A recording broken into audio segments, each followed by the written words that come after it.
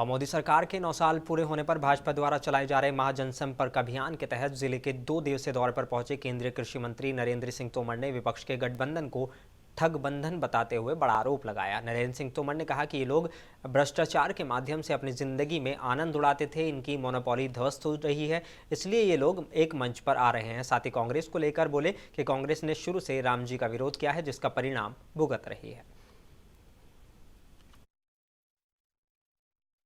भगवान प्रभु राम का प्रारंभ से ही विरोध करती रही है और उसी का परिणाम वो भुगत रही है।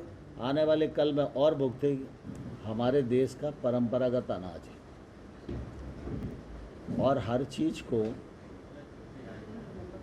सब्सिडी से ही नहीं जोड़ना चाहिए। मोटा अनाज व्यक्ति के भोजन में पोषकता के अभाव को समाप्त करता है। मोटा अनाज बिना पानी के पैदा होता है।